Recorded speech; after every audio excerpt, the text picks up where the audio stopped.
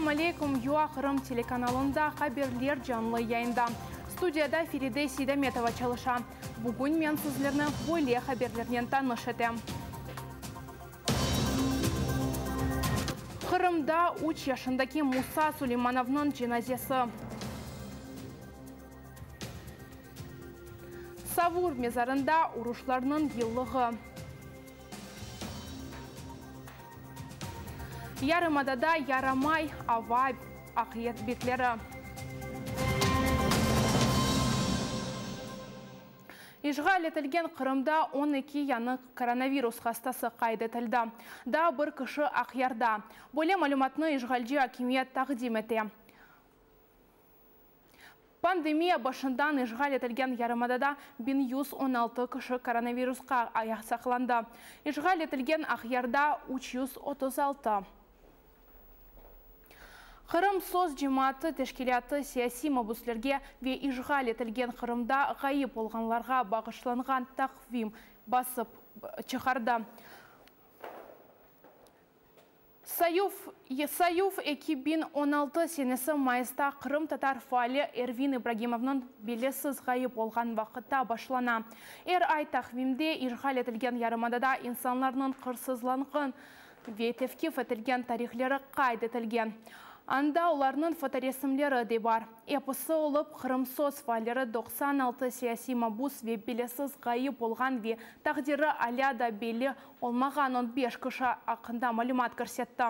Böyle takvimler cemaat teşkilatlar, devlet hakimiyet organları ve diplomatik kurumlar arasında tarqalacak.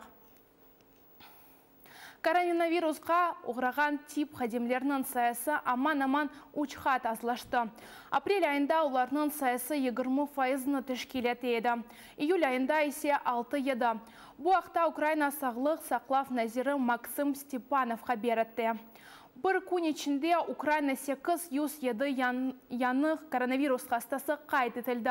Onlar arasında 43 tip xadimi. Umumen pandemiya başından mında 65 binden ziyade insanda COVID-19 tasdıklandı. 6 yıl evvelsi Donetsk vilayetindeki Savur mezarı uruşlar merkez oldu.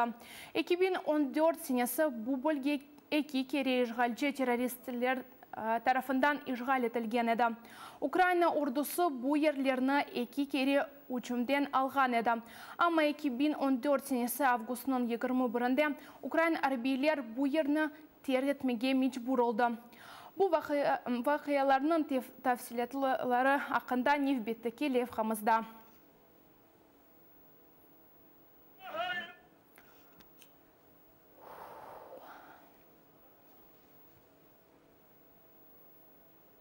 Elvina.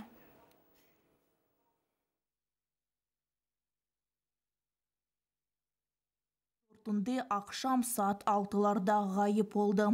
Балаев. Мы организовались под командованием Исы Акаева. Иса Акаев ездил в Збройные силы Украины, договорился о нашем участии, нас приняли как добровольцев. Хто не очікував тоді, що ми будемо там брати участь в штурмі, бо коли Гордійчук його направили туди взяти під своє керівництво командування штурмом, і він полетів, він просто сказав: хлопці, хто зі мною? Ми їдемо там на 3 дні, побудете при штабі, подивитесь, як що. Бо ми тоді ще були такі зелені, як то кажуть. Вперше тримали автомат в руках, це буквально. Там було 3 таких, так би мовити, групи невеличкі, які тільки збиралися. Одна була з Харкова, хлопці з Харкова, інша з Луганську, яку очолив Тимур Юлдашев. Ось. І 3-я група, це була Крим, це якраз під керівництвом, під командуванням, вже тоді можна сказати, Іси Акаєва. По кілька людей буквально, там по кілька машин, по взводну, як то кажуть, тоді було, брали участь у штурмі Савурмагы. 2014 senesi Savur mezarı başta көңілі olgan соңра ise Cenk'e ketken Maksim muzikaның ve Kırım batalyonu arbilerinin tanışığı yeri oldu. Познайомились ми насправді з хлопцями вже під час самого штурму, бо коли ми були в Краматорську, кілька днів буквально це було, ми ще не встигли всі зібратися, одні були в одному місці, інші в іншому. А хлопці з Криму, вони тільки тільки з'явилися, сказав, всі, ми на штурм пішли. Вони зразу побігли наверх туди штурмувати разом з хлопцями. Ну, хлопці, які з ними були, там, ну, і ми теж бачили, і відгуки від хлопців, які з 51-ї бригади, вони таке в щирому захопленні були. Знаєте, мотивація, вона завжди, вона відіграє дуже велику роль, коли це добровольці. У нас було там на 6 один автомат, 1 пулемет был. И, ну, у каждого были гранатометы. Были вот эти одноразовые гранатометы. По 2 штуки у нас было, да, гранатометов? Вот. Ну, зато потом у нас у каждого автомата, мы еще даже 1 трофейный автомат отработали. Ми коли летіли на Свармогилу, у нас реально був, ну, в Гордійчука автомат, а у нас на 7 добровольців був 1 автомат.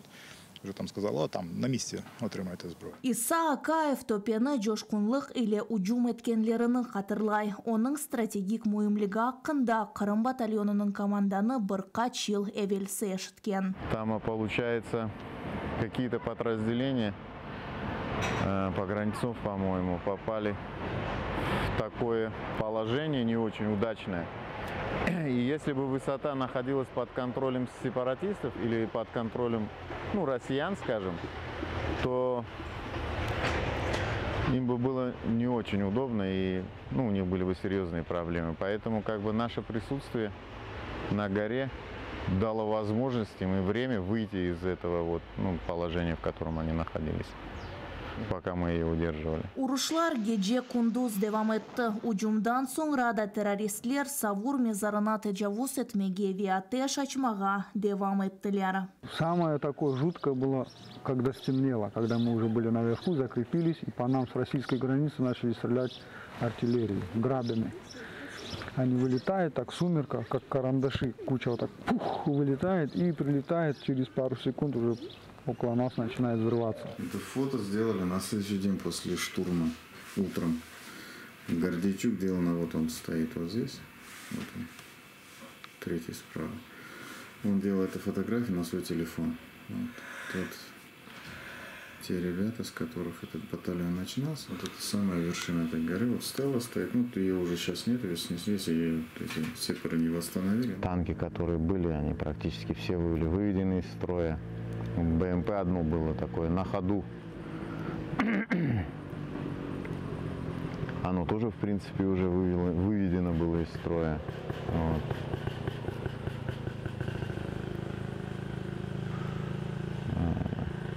Отходить было неприятно. Ну, в смысле, отступать было неприятно. Грустно. Вот. Харків, Луганськ, Крим, то мені ближче все ж таки там були кримчани. Іса подарував шеврон, ну, там, Крим, тобто я собі його начепив, я такий, все, я теж Крим. Ось, і насправді потім цей знак і надпис Крим,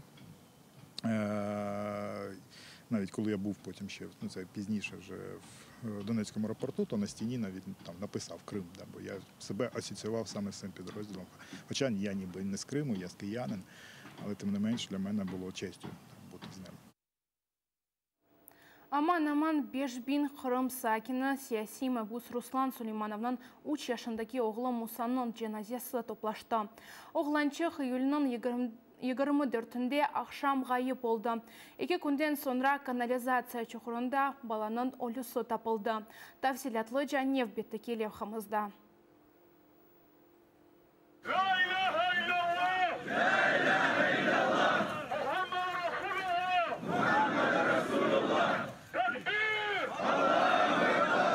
Сияси мәбюс Руслан Сулеймановның 3 yaşındaki oğlu Musa июльнің 24-інде ақшам saat 6-ларда ғайып oldu. Бала evi yanında tatasının kum havuzunda oynап turaydı. Bu evde Musa, anası, tatası, ağası, картбабасы ve битасының yaşaydı. Ребенок находился возле дома.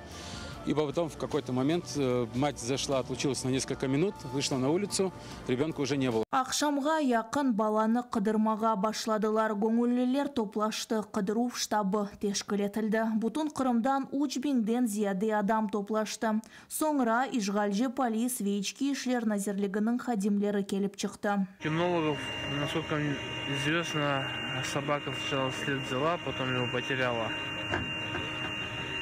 То есть не может конкретно взять след, чтобы по нему идти. Баланы геже күндіз қыдырдылар. Куртарыcılar этрафтаки бутун қавузларны бақып чықты, қамышларны чалып алдылар, өзенлерінің тубунды қыдырдылар. Если есть перчатки, дайте перчатки, ребята! Балачықны 2 күн тоқтамадан қыдырдылар. Июльнің 26-сында Саба, Муса, Евы янында ташнен қапатылған бошатма чуқурында олу тапылды. Бұны тек канализация темізлеп башлаған сон көріп олдылар. Фуаллерінің білдіргеніне көре қыдыру вақтында бұ чуқур бірқач кере бақылған еді. Амма опек қатты ташнен қапалы еді. Бұндан ғайры баланың аяқларында резинадан япылған папучлар бар еді. Ве оларның Крынже олар су үстіне чықмақ керек еді. Шуның үшін бала андадыр деп ичкімсе тушынмеген. Все активисты, которые в тот момент были здесь, были вот в зоне 10 метров. Я лично сам находился в тот момент, когда вот было обнаружение и так далее. Начали качать, увидели, вызвали Следственный комитет, полицию и МЧС. Они начали доставать там и так далее. То есть все максимально этично, максимально аккуратно. Ишгалчы ички ишлер назерлігінің малюматына көре 3 яшындаки Муса Сулейманов боғылып олды. Ачып бақув нәтижелеріне көре эжелсіз олым әлемлері yok деп білдірділер.